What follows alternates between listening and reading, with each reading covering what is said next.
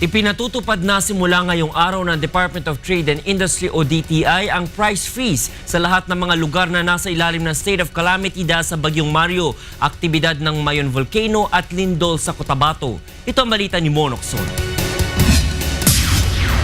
60 araw ipatutupad ng Department of Trade and Industry ang price freeze sa lahat ng mga lugar na nasa ilalim ng state of calamity. Kabilang narito ang mga lugar na nasa lanta ng habagat at Bagyong Mario, mga barangay na malapit sa Bulkang Mayon, at mga bayan sa North Cotabato na tinamaan ng malakas na lindol. Kasabay nito ay magpapakalat ng monitoring team ang DTI sa mga pamilihan upang matiyak na walang aabuso na magtataas ng presyo. Sa pag-iikot ng monitoring team, napag-alaman na mayroong dalawang malalaking supermarket ang nagtaas ng presyo. Mas mataas ng 1 peso and 10 centavos ang isang sikat na brand ng sardinas. Mas mataas naman ng 35 centavos ang presyo ng isang powdered milk at mataas naman ng 55 centavos sa presyo ng isang laundry bar. Ayon sa DTI, papadalhan nila ng show cause order ang supermarket upang mapanagot sa ginawang pagtataas ng presyo. Naatasad rin ng monitoring team na ipaalam sa mga lugar na nasa ilalim ng state of calamity na umiiral ang price freeze. Nilinaw naman ng DTI na bagamat walang suggested retail price na ipinapatupad para sa ilang produkto gaya ng sardinas, karne ng manok at baboy, hindi pa rin malaya ang mga nagtitinda na galawin ang presyo nito, kabilang na ang mga lugar na wala sa ilalim ng state of calamity.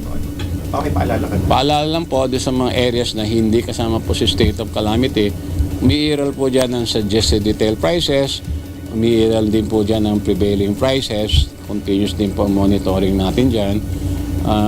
Wag naman po tayo magsamantala sa ating po mga mamimili. Batay sa comparative retail prices na inilabas ng National Price Coordinating Council, kailangang sundin ang presyuhan ng karne ng baboy at manok bago nagkaroon ng deklarasyon ng state of calamity. Sa kasalukuyan, ang presyo ng karne ng manok ay nasa pagitan dapat ng 115 at 150 kada kilo, habang ang presyo naman ng karne ng baboy ay nasa pagitan ng 185 at 220 kada kilo. Hindi po porke ang produkto, sardinas, walang SRP. Ang ibig po sabihin, pwede na silang magtaas ng presyo. Hindi po, batas po, Price Act. You can only sell a product kung ano po talagang dapat presyo niya. Hindi po pwedeng beyond its true worth. Kung hindi po, illegal price manipulation. Hinikayat naman ng DTI ang mga consumer na magreklamo sa kanilang tanggapan kung makakaranas ng pang-aabuso sa mga nagtitinda ng mataas na presyo, labas sa suggested retail price at sa umiiral na price freeze.